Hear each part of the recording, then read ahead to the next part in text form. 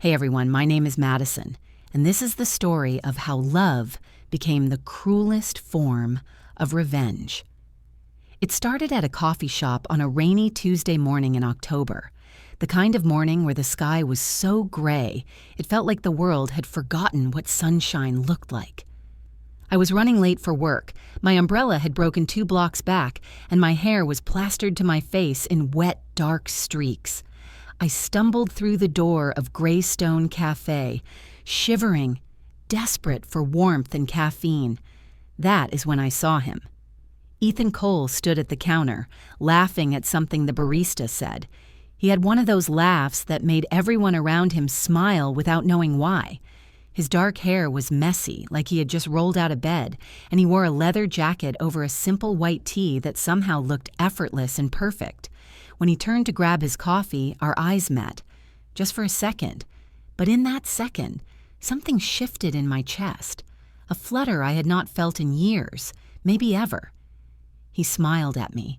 A small, genuine smile that crinkled the corners of his eyes, and then he was gone, disappearing into the rain with his coffee in hand.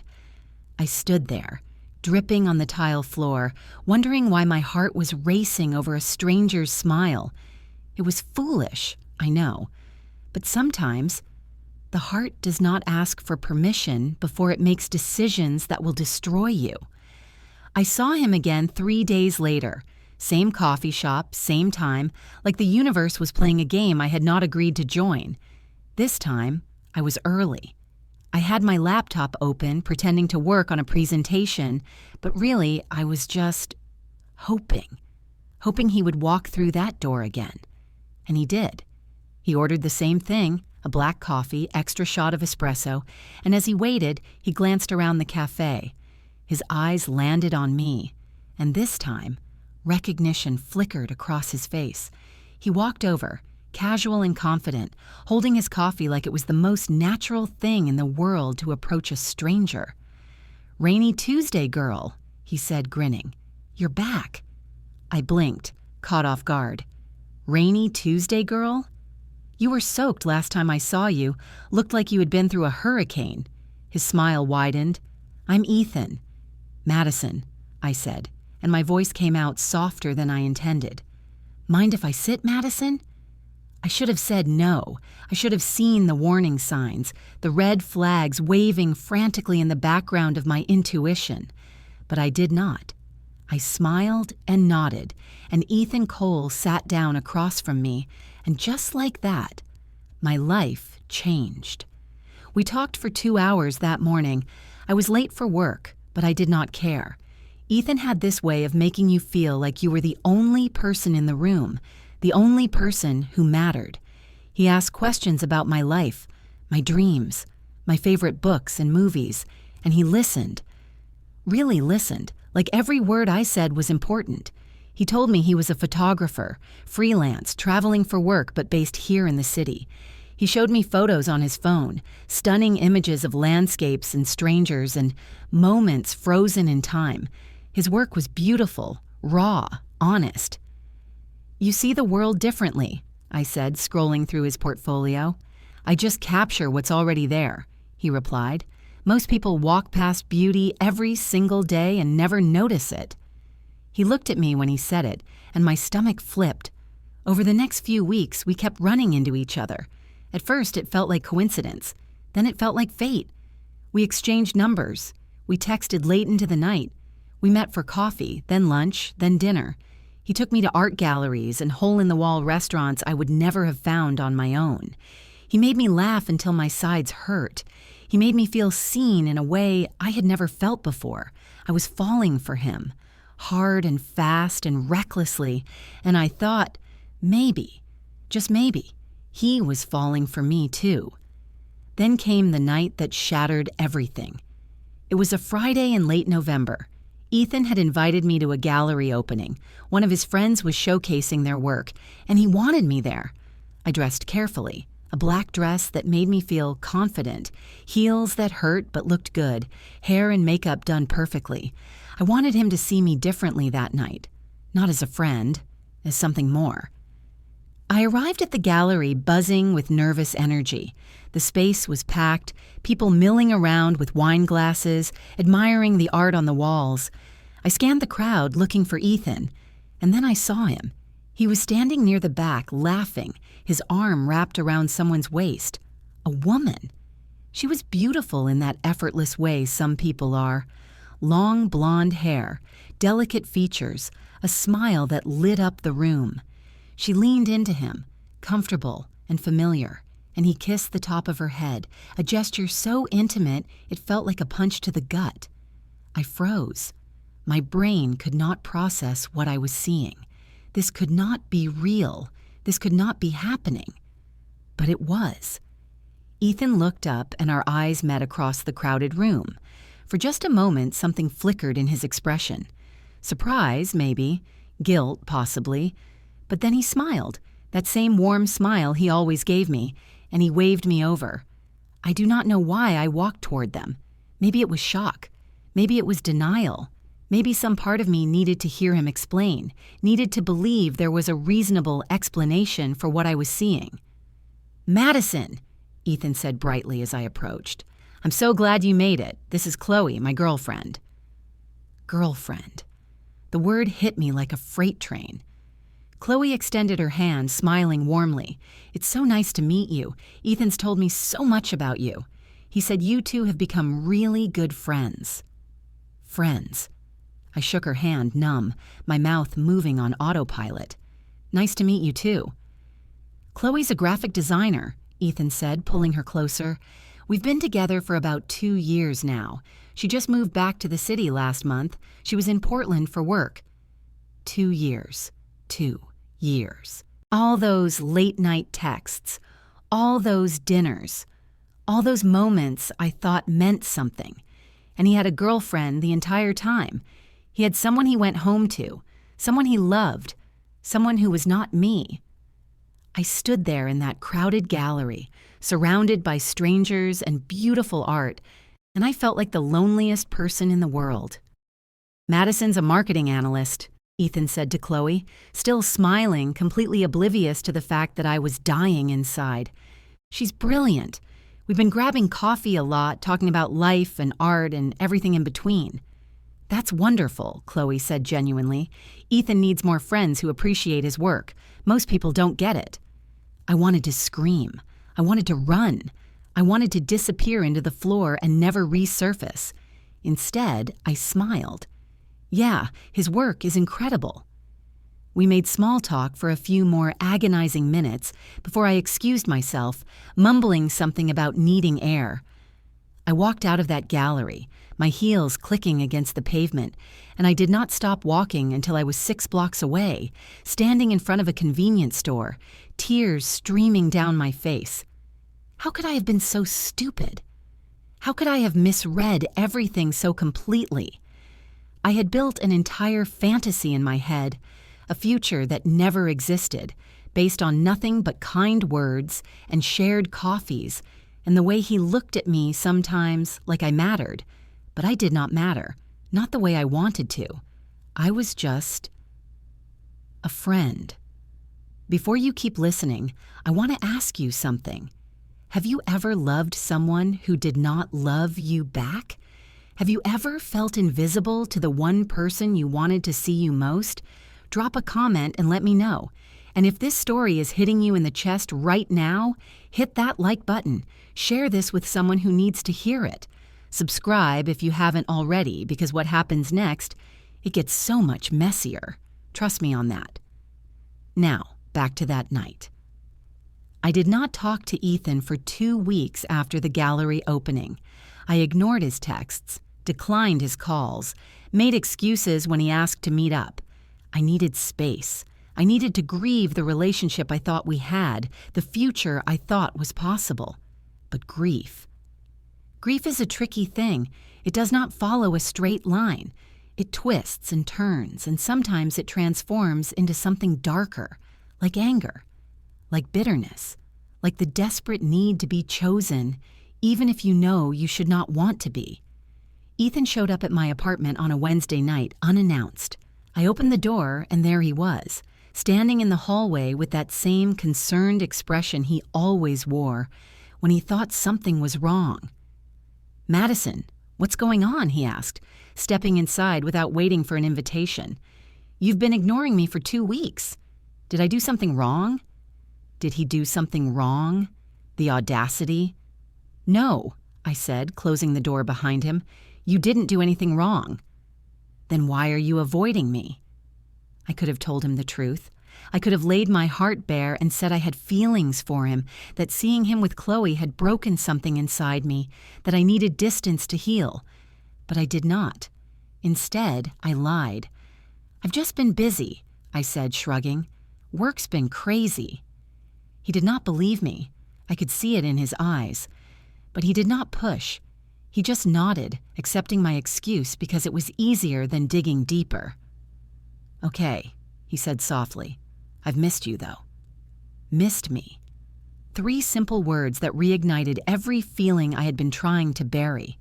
We fell back into our routine after that. Coffee dates, long conversations, late-night texts. Except now, I knew the truth. I knew he had someone else. I knew I was not special to him, not the way he was special to me. But I could not stay away, and that is when the idea started to form. It was reckless. It was destructive.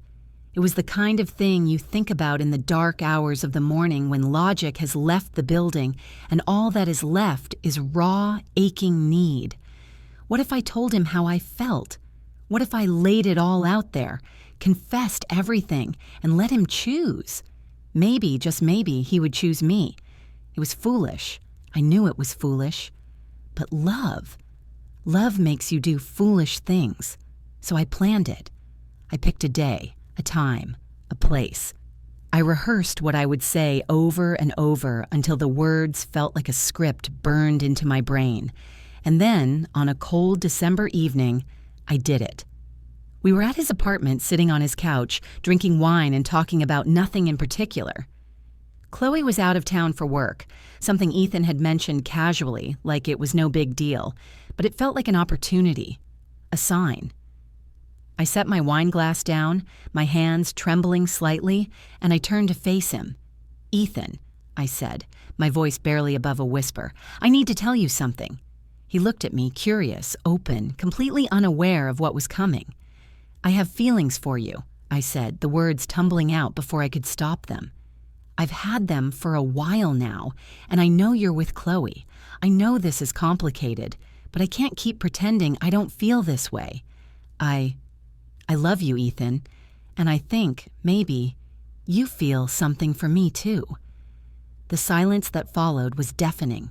Ethan's expression shifted, confusion giving way to something softer, something sadder. "Madison," he started, but I cut him off. "Just tell me I'm not crazy," I said, desperation creeping into my voice. "Tell me you felt it too, this connection between us. Tell me I didn't imagine it." He exhaled slowly, running a hand through his hair. "You didn't imagine it," he said quietly. "There is a connection between us. You're one of my closest friends, Madison. I care about you so much." Friends. There was that word again. "But I love Chloe," he continued, and each word felt like a knife. "I'm in love with her. I'm planning to propose to her next month. I'm sorry if I gave you the wrong impression. That was never my intention." Planning to propose? The room spun. My vision blurred. I felt like I was falling, tumbling through space with nothing to catch me. "I should go," I whispered, standing on shaky legs. "Madison, wait." But I was already grabbing my coat, already heading for the door. I needed to get out of there before I completely fell apart in front of him. I made it to the elevator before the tears came. I made it to my car before the sobs started. And I made it home before I realized what I had just done. I had confessed my love to a man who was planning to propose to someone else. I had humiliated myself, destroyed our friendship, and gained absolutely nothing in return. That night, I lay in bed, staring at the ceiling, and something inside me broke. Not the sad kind of broken, the angry kind, the kind of broken that makes you want to hurt the way you have been hurt, And that is when the worst idea I have ever had took root. If Ethan wanted to marry Chloe, maybe I could ruin it. Maybe I could make him see what he was missing. Maybe I could make him choose me after all. It started small. I began showing up places I knew he would be. I posted photos on social media that I knew he would see. Photos of me looking happy, looking beautiful, looking like someone worth choosing. I texted him carefully, rebuilding the friendship he thought he had destroyed with his rejection. And slowly, carefully, I started planting seeds of doubt. "Does Chloe really understand your work?" I would ask casually. I mean, she's supportive, but does she get it the way you need someone to get it? Or, "You've seemed stressed lately. Is everything okay with you and Chloe?" Innocent questions, concerned friend questions, but designed to make him think, designed to make him question. And it worked. Ethan started opening up to me again, telling me about the small frustrations in his relationship, the arguments he and Chloe had been having, the way she wanted him to take a stable job instead of freelancing, the way she did not always understand his need for creative freedom. I listened. I sympathized. I made him feel heard, and all the while, I hated myself for it, but I could not stop. Then came the night of the proposal. Ethan had planned this big romantic evening. He had told me about it excitedly, completely unaware of how much it gutted me to hear the details. He was going to take Chloe to the rooftop restaurant where they had their first date, get down on one knee, ask her to spend the rest of her life with him, and I was invited to the celebration dinner afterward. Because we were friends, I almost did not go. I almost stayed home, wallowing in my misery, letting them have their perfect moment without me there to taint it. But something pulled me to that restaurant. Some sick, masochistic need to witness the final destruction of my own hope. I spent 3 hours getting ready that night. 3 hours trying on different outfits, doing and redoing my makeup, straightening my hair until it fell in perfect waves down my back. I told myself I was just trying to look nice for the celebration, but deep down I knew the truth. I wanted him to see what he was missing. I wanted him to look at me and feel something, anything. Regret, maybe, or desire, or at least the recognition that I was more than just a friend. I wore a dark green dress, the one that always made me feel confident. I put on the necklace my grandmother had given me, a delicate gold chain that caught the light when I moved. I looked in the mirror, and for a moment, I almost convinced myself that I looked beautiful, that I looked like someone worth choosing. But then I remembered Chloe, with her effortless beauty and her genuine smile, and all that confidence crumbled. I arrived at the restaurant at 6:45, 15 minutes before they were supposed to arrive. I found a seat at the bar where I could see the rooftop terrace through the glass doors. The bartender, a friendly woman in her 30s with kind eyes, asked me what I wanted to drink. "Something strong," I said, trying to smile. She poured me a vodka tonic, extra vodka, and slid it across the bar. "Rough night?" "You have no idea," I whispered. I nursed that drink slowly, watching the clock tick closer to 7. My hands were shaking. My stomach was in knots. Part of me still hoped he would not go through with it. Part of me still believed, foolishly, desperately, that he would change his mind at the last second, that he would realize he was making a mistake, that he would choose me instead. But at 7:03, they walked through the door, and I knew. I knew by the way he looked at her, by the way his hand rested on the small of her back, protective and possessive, by the way she laughed at something he whispered in her ear, her whole face lighting up with joy. They were in love, really, truly, deeply in love. And I was just a spectator. The hostess led them to the elevator that would take them to the rooftop terrace. As they waited for the doors to open, Ethan glanced around the restaurant, and for a split second his eyes found mine. He smiled, that same warm smile he always gave me, and waved. Chloe turned to see who he was waving at, and she waved too, friendly and unsuspecting. I waved back, my face frozen in a smile that felt like it might crack at any moment, And then they disappeared into the elevator, and I was alone again. The bartender refilled my drink without me asking. "On the house," she said gently. "Thanks," I managed. "Is this about a guy?" she asked, leaning against the bar. I nodded, not trusting my voice.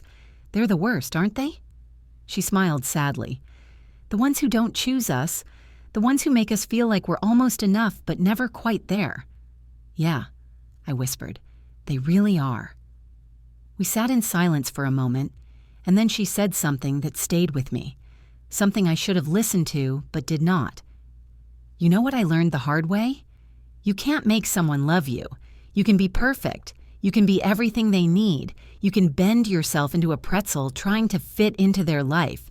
But if they don't choose you, they don't choose you. And the sooner you accept that, the sooner you can move on and find someone who will." I nodded, but I did not believe her. Not then. Not yet. Because I still thought I could change his mind. I still thought there was a way to make him see me differently, to make him realize that I was the one he should be with. I could see the rooftop terrace through the glass doors, could see the other diners up there enjoying their meals, their conversations, their lives. And I waited. At 7:32, I saw movement near the edge of the terrace. Ethan was standing, and even from this distance, I could see how nervous he looked. His hands kept going to his pocket, checking, rechecking. Chloe was sitting at their table, smiling up at him, completely unaware of what was about to happen. And then he got down on one knee. Time seemed to slow down. Everything around me faded. The noise of the restaurant, the clinking of glasses, the murmur of conversations. All I could see was him, kneeling in front of her, holding up that small velvet box. I could not hear what he was saying, but I could see Chloe's face. I could see the shock, the joy, the tears that started streaming down her cheeks. I could see her hands fly to her mouth, her head nodding frantically. "Yes, yes, yes." He slipped the ring onto her finger, and she pulled him up into a kiss that lasted forever. The other diners on the terrace started clapping, raising their glasses in celebration.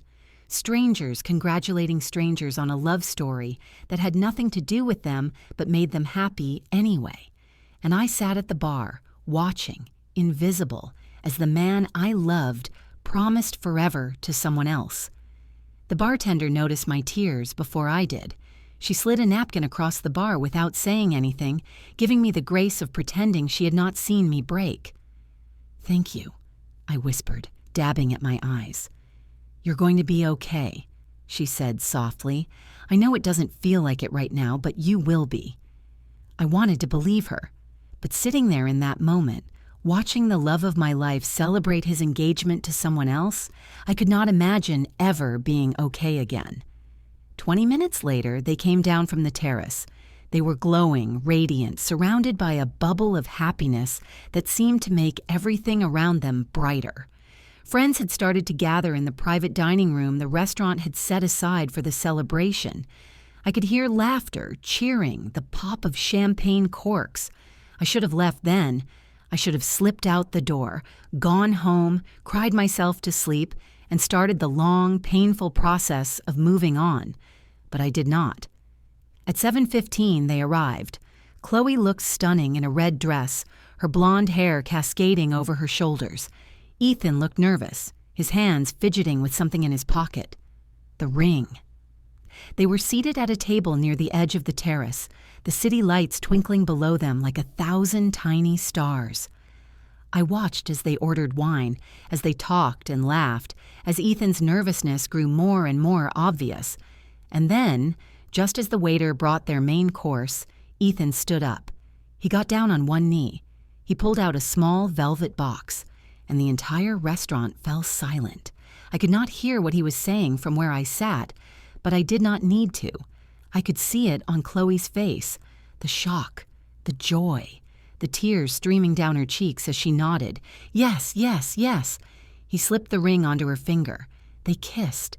The restaurant erupted in applause, and I sat at the bar, watching, invisible, as the man I loved promised forever to someone else. I should have left then. I should have walked away and never looked back, but I did not. Because an hour later, when they came down from the terrace, flushed and happy and surrounded by friends who had gathered for the celebration dinner, Ethan saw me. He waved me over, grinning, completely oblivious to the fact that I was barely holding myself together. "Madison, you made it!" He pulled me into a hug, and I could feel the happiness radiating off him. Chloe said yes. "Congratulations," I managed, my voice hollow. Chloe hugged me too, showing me the ring, gushing about how perfect the proposal had been, how she had not expected it at all. I smiled. I said all the right things. I played the part of the supportive friend. And inside, I was screaming. The dinner was torture. I sat at the end of the table, surrounded by people celebrating a love I would never have, watching Ethan kiss Chloe every few minutes, watching him look at her the way I desperately wanted him to look at me. Halfway through dinner, I excused myself to the bathroom. I locked myself in a stall and let the tears fall silently, my hands shaking as I gripped the cold metal walls. When I finally composed myself and returned to the table, dessert had arrived. Champagne was being poured. Toasts were being made. And then Ethan stood up. "I want to thank everyone for being here tonight," he said, raising his glass, "especially Madison. She's been one of my best friends through everything, and I honestly don't know what I would do without her." Best friends. Everyone raised their glasses. Everyone cheered. And I sat there, smiling through the pain, drinking champagne that tasted like ash. That is when everything changed. 3 weeks later, I got a phone call from Ethan. It was late, almost midnight, and his voice sounded strange, strained. "Madison," he said, "can we talk?" "Of course," I said, sitting up in bed. "What's wrong?" There was a long pause. Then, "Chloe and I had a huge fight. She thinks I'm too close to you." My heart stopped. "What?" "She said she's always felt like there was something between us," he continued. "She said she can't marry me if I'm going to keep spending so much time with you. She gave me an ultimatum, her or you, her or you." The words hung in the air, heavy and impossible. "Ethan," I started, but he cut me off. "I don't want to lose you, Madison," he said, and his voice cracked. "But I don't want to lose her either. I don't know what to do." This was it. This was the moment I had been waiting for, the moment where he had to choose. And I knew, with absolute certainty, what I should say. I should tell him to choose Chloe.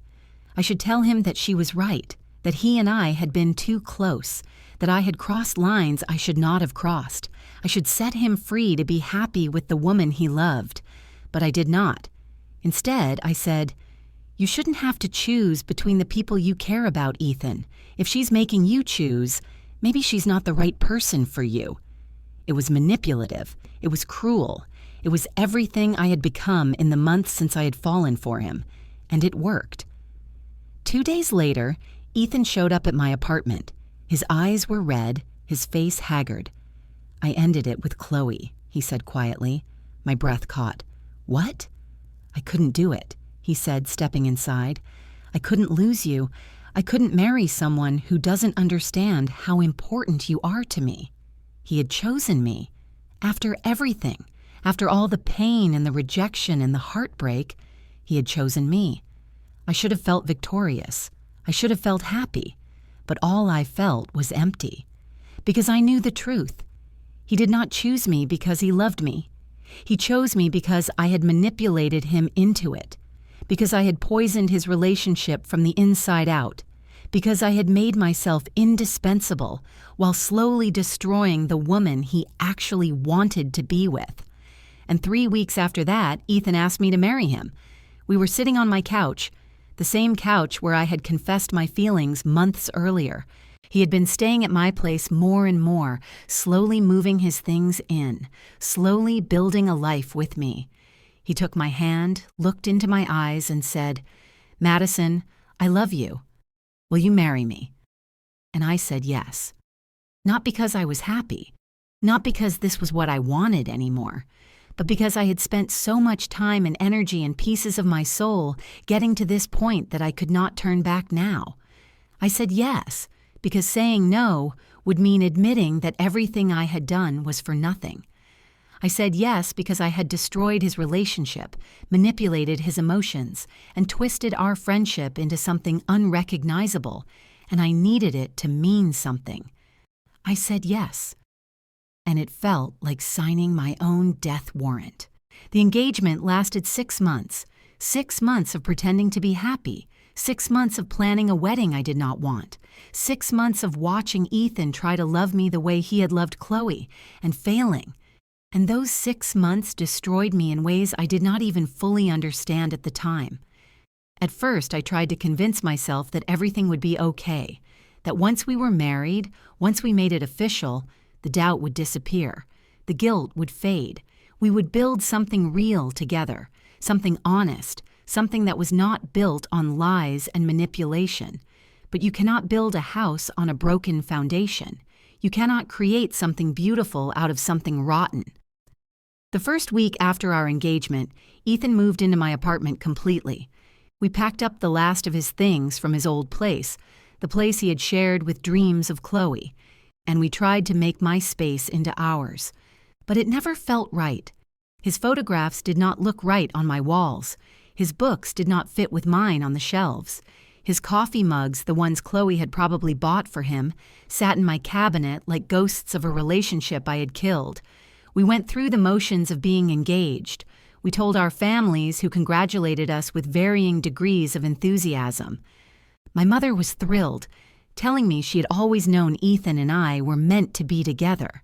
His mother was polite but distant, and I could see the questions in her eyes, the wondering why he had left Chloe so suddenly, why he was marrying me so quickly. We looked at venues, sampled cakes, debated color schemes and floral arrangements, and through it all, I could feel Ethan slipping away from me, even as he stood by my side, holding my hand, pretending to be excited about napkin colors and seating charts. There were moments, small moments, where I almost told him the truth, where I almost confessed everything, admitted what I had done, begged for forgiveness I did not deserve. Like the night we were lying in bed, staring at the ceiling in the dark, and he whispered, "Do you ever wonder if we're making a mistake?" My heart stopped. "What do you mean?" He was quiet for a long time. Then, I love you, Madison. But sometimes I wonder if we rushed into this, if we should have taken more time to figure out what we really want. This was it. This was the moment I could have been honest, could have said, yes, we did rush into this. Yes, we should take a step back. Yes, I manipulated you into this relationship and you deserve better. But instead, I rolled over and kissed him. I made him forget his doubts, at least for that night.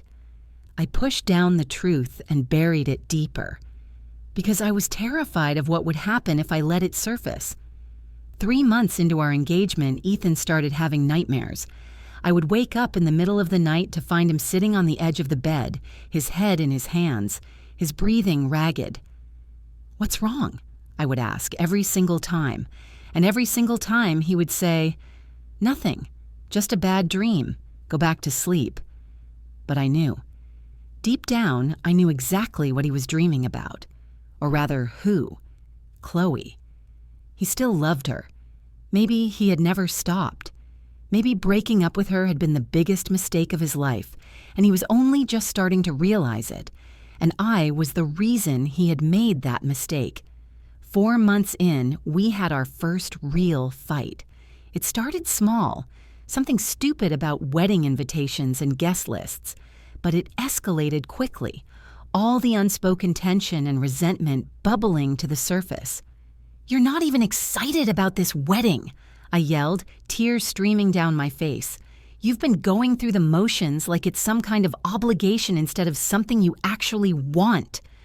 "Maybe that's because it feels like an obligation," he yelled back, and the words hit me like a physical blow. "Maybe I feel trapped, Madison. Maybe I feel like I gave up everything for someone who—" He stopped himself, but the damage was done. "Who what?" I whispered. "Say it, Ethan. Say what you really think." He looked at me, and I saw it all in his eyes. The regret, the resentment, the wish that he could take back the last 6 months and make a different choice. "Someone who was supposed to be my friend," he finished quietly, "someone I trusted. I do not know which one of us started crying first, but we stood there in my kitchen, both of us sobbing, both of us drowning in the consequences of choices we could not take back. I'm sorry," I whispered.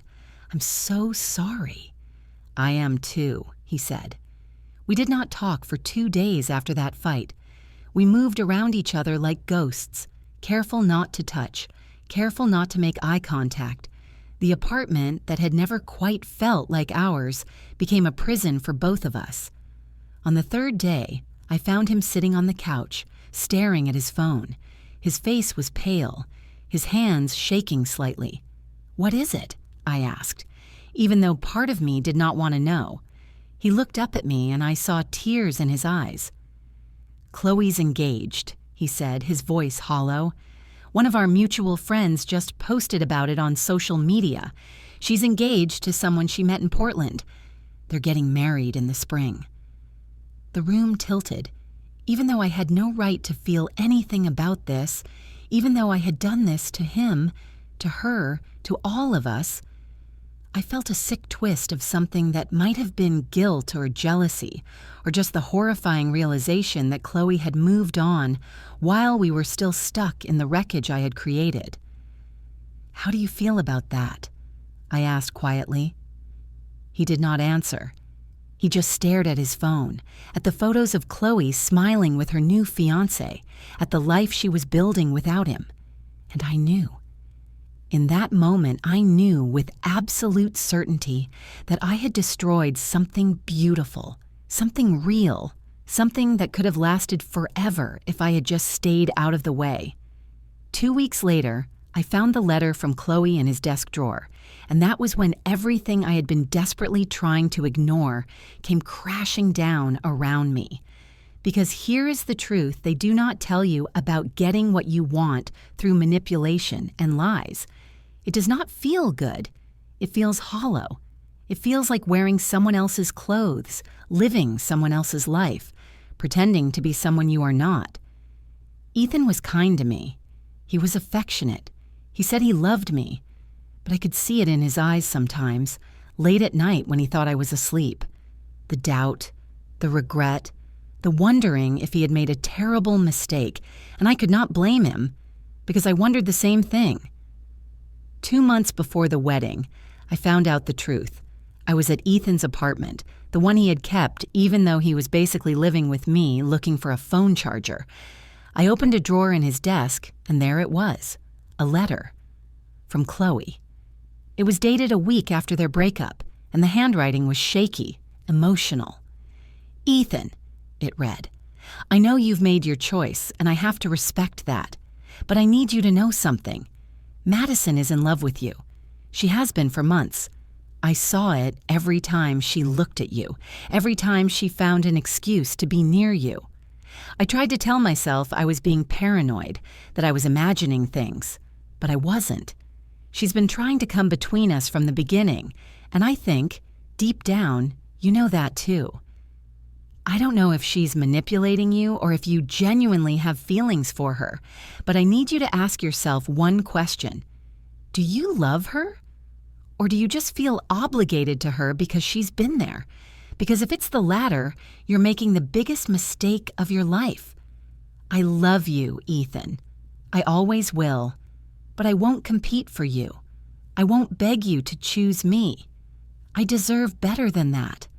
I hope you find whatever it is you're looking for. I hope she makes you happy, but I don't think she will, because you can't build a real relationship on guilt and obligation. You need love, real, honest, uncomplicated love, and I don't think that's what you have with her. Goodbye, Ethan. I wish you all the best." I read that letter 3 times, each word cutting deeper than the last, because she was right. About everything. I had manipulated him. I had come between them. I had twisted his emotions until he did not know what he wanted anymore. And he did not love me. Not really. He felt obligated. He felt guilty. He felt like he owed me something because I had been there when Chloe was not, because I had listened when she pushed, because I had made myself into the person he thought he needed. But it was not love. It never had been. I put the letter back in the drawer, my hands shaking, and I walked out of his apartment. I called off the wedding the next day. Ethan begged me to reconsider, asked me what had changed, told me we could work through whatever was wrong. But I could not, because I finally understood what I had done. I had destroyed his relationship. I had manipulated him into loving me. I had gotten exactly what I wanted, and it had cost me everything. My integrity, my self-respect, my ability to look at myself in the mirror without hating what I saw. Ethan and I have not spoken in 2 years.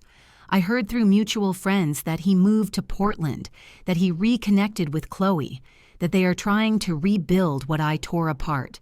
The last time I saw him was the day I gave back the engagement ring. We met at a coffee shop, neutral territory, the same one where we had first become friends. It felt fitting somehow, full circle, closing a chapter that should never have been written. He looked different, thinner, tired. There were shadows under his eyes that had not been there before. We sat across from each other, two strangers who had once known everything about each other, and the silence between us was deafening.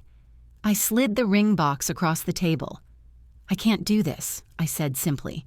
He looked at the box but did not touch it. "What changed?" "Everything," I whispered. "Nothing. I don't know. I can't marry you knowing what I know." "And what do you know, Madison?" This was it. This was my chance to tell him the truth, to confess everything, to finally be honest. But I could not.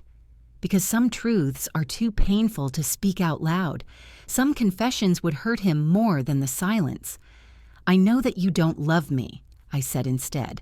"Not the way you should, not the way you loved her. And I can't build a life with someone who's settling for me because they feel obligated." He did not argue. He did not try to convince me I was wrong. He just nodded slowly, like he had been waiting for me to say it, like he was relieved someone finally had. "I'm sorry," he said quietly, "for all of it. For not being honest with you about Chloe in the beginning, for letting things get this complicated, for what? For not being who you needed me to be." I wanted to laugh, or cry, or scream, because he had it backwards. He had always been exactly who he was. It was me who had been dishonest, me who had manipulated and schemed and twisted everything until neither of us knew which way was up anymore. "You don't need to apologize," I said. "None of this was your fault." We sat there for a few more minutes, drinking coffee that had gone cold, not looking at each other, both of us lost in the wreckage of what we had almost become. Finally, he picked up the ring box. "I hope you find what you're looking for, Madison," he said. "I really do. You deserve to be happy." I did not tell him that I did not deserve happiness, that I had given up my right to it the moment I decided revenge was more important than integrity. I just nodded. "You too, Ethan." He stood to leave, hesitated, then leaned down and kissed my forehead. A goodbye, a release, an ending. And then he was gone, walking out of my life the same way he had walked into it, leaving me alone with nothing but my own guilty conscience and the ruins of what I had destroyed. That was 2 years ago. In those 2 years, I have learned things about myself I wish I did not know. I have faced truths I spent my whole life avoiding. I have looked in the mirror and seen someone I did not recognize, someone I did not like, someone who was capable of terrible things when driven by love and desperation. The first few months after ending the engagement were the darkest of my life. I stopped going to work. I stopped answering phone calls. I stayed in my apartment, alone, replaying every moment, every decision, every lie, wondering where it had all gone wrong, wondering if there was a moment I could have turned back, could have chosen differently, could have been better. My mother eventually showed up at my door, worried because I had not returned her calls in 3 weeks. She found me in my pajamas at 2 in the afternoon, my apartment a mess, my life falling apart. "Madison," she said gently, sitting down beside me on the couch, "talk to me. What happened?" And I told her. Not everything. Not the manipulation, not the scheming, not the ways I had actively worked to destroy Ethan's relationship with Chloe, but I told her enough. I told her I had fallen for someone who did not love me back, that I had pushed for a relationship that was never meant to be, that I had hurt people in the process. My mother held me while I cried, and when I was done, she said something I will never forget. "Madison, honey, you're human. You made mistakes. We all do. But the measure of a person isn't in the mistakes they make, it's in what they do afterward. Do you learn from it? Do you grow? Do you become better? Or do you just keep making the same mistakes over and over?" "I don't know how to be better," I whispered. "You start by forgiving yourself," she said, "and then you do the work." So I started doing the work. I found a therapist, Dr. Lauren Chen, a woman in her 50s with kind eyes and a no-nonsense approach. Every week I sat in her office and peeled back the layers of why I had done what I did, why I thought love was something you could force or manipulate into existence, why I believed being chosen was more important than choosing myself. "You used Ethan to fill a void in yourself," Dr. Chen said one session, "a void that only you can fill. No relationship, no matter how perfect, will ever complete you if you don't feel complete on your own."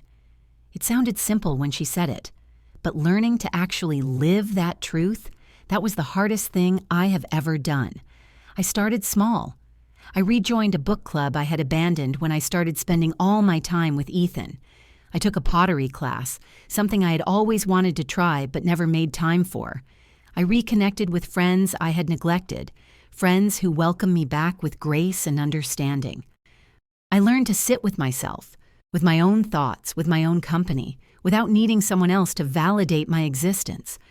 And slowly, painfully, I started to forgive myself. Not for what I did, that still sits heavy in my chest, a weight I will probably carry forever. But I forgave myself for being human, for being flawed, for making terrible choices when I was hurt and desperate and did not know better. 6 months ago, I ran into Chloe. It was completely by chance. I was at a coffee shop, the same one where I had last seen Ethan, and she walked in. She saw me immediately. Our eyes met across the room, and for a moment, time stopped. I could see her deciding whether to come over or pretend she had not seen me. She came over. "Madison," she said, standing at my table. "Chloe," I replied, my heart racing. "Hi." There was an awkward pause. Then, "Can I sit?" I nodded, not trusting my voice. She sat down, ordered a coffee, and for a few minutes, we just existed in the same space, not talking, both of us processing the complicated history between us. Finally, she spoke. "I heard you and Ethan broke up." "Yeah," I said quietly. "We did." "I'm sorry," she said, and she sounded like she meant it. "I'm not," I admitted. "It was the right thing to do. It wasn't real." She looked at me for a long moment. "I know what you did," she said finally. "I know you tried to come between us. I know you manipulated him." My breath caught. "Chloe—" "Let me finish," she said, not unkindly. "I know what you did, and for a long time I hated you for it. I blamed you for everything. But then I realized something. You didn't break us up. He made his choices, and so did I. I gave him an ultimatum instead of fighting for our relationship. I walked away instead of staying and working through it." Tears were streaming down my face. "I'm so sorry," I whispered. "I'm so sorry." "I know," she said, "and I forgive you." Those 3 words broke something open in my chest, something I had been holding on to for 2 years, some terrible weight I did not know I could put down. "You're back together," I said, more statement than question. She nodded. "We are. It wasn't easy. We had a lot to work through, but we love each other, and this time we're choosing to fight for it instead of running away when things get hard. I'm really happy for you, I said, and I meant it. Genuinely, truly meant it. Thank you, she said. Then, I hope you find that too, Madison. Real love. The kind that doesn't require manipulation or games or desperation. The kind that just is. We finished our coffee, talked a little more about life and work and the ways we had both changed. And when she left, she hugged me. A real hug, warm and forgiving and full of grace I did not deserve, but was grateful for anyway. That moment changed something in me. It showed me that healing is possible, that forgiveness is possible, that you can make terrible mistakes and still somehow find your way back to being human again. I am single now. I have been for 2 years. I have not dated, have not even tried, because I do not trust myself anymore. I do not trust my motives, my feelings, my ability to love someone without trying to control them. But I am working on it. I go to therapy every week. I journal, I meditate, I practice setting boundaries and communicating honestly and sitting with uncomfortable emotions instead of trying to manipulate my way out of them. Some days are better than others. Some days I can look at myself and see someone who made mistakes but is trying to be better. Other days, I just see the girl who stood in the corner of a restaurant watching the man she loved propose to someone else and decided that revenge was more important than integrity. But I am learning. I am growing. I am becoming someone I can be proud of, even if it is happening slowly, painfully, one small choice at a time. Last month, I went on a date. The first one in 2 years. A guy named Marcus I met at the pottery class. He asked me to dinner, casual and friendly, and after a lot of internal debate and encouragement from Dr. Chen, I said yes. It was nice. Just nice. We talked about art and work and our favorite books. He made me laugh. He listened when I talked. And at the end of the night, when he asked if he could see me again, I said yes. Not because I am desperately in love with him, not because I think he is going to complete me or fix me or fill some void in my soul, but because I am ready to try again, ready to see if I can build something healthy and honest with someone, ready to choose connection without manipulation, love without desperation, relationship without losing myself in the process. I do not know where it will go, maybe nowhere. Maybe Marcus and I will go on a few more dates and realize we are not compatible. Maybe I will mess it up again. Maybe I still have more work to do before I am ready for this. But I am trying. And that has to count for something. I hope they make it. I really do. Because they deserved better than what I did to them. I am single now. I have been for 2 years. I have not dated, have not even tried, because I do not trust myself anymore. I do not trust my motives, my feelings, my ability to love someone without trying to control them. I go to therapy every week.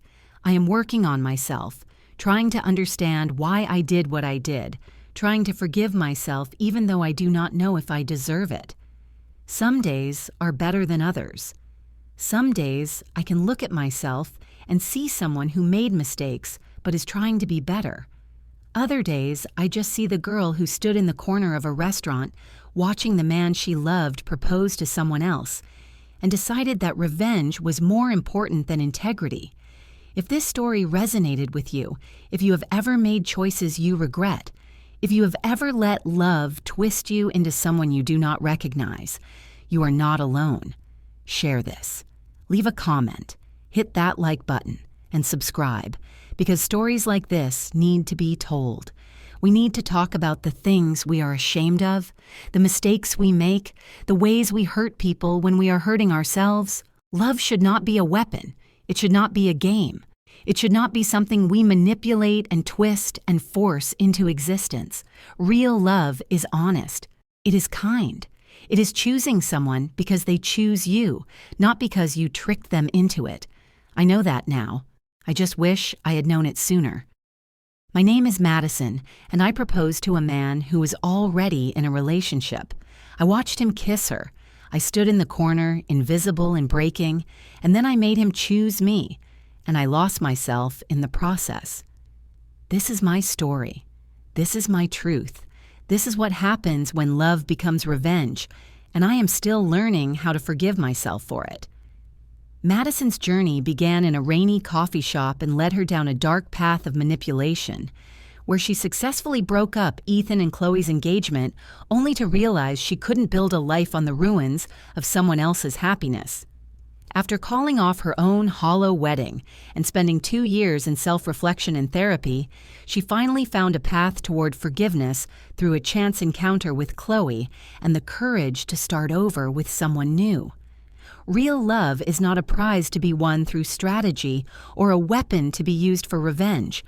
As Madison learned the hard way, you cannot force someone to choose you, and a relationship built on guilt and obligation will always feel hollow. True connection only exists when it is honest, kind, and freely given. Have you ever let your heart lead you toward a choice you now regret? Do you believe some mistakes are too big to be forgiven, or is everyone capable of a second chance? Where are you watching from today? Drop your city in the comments.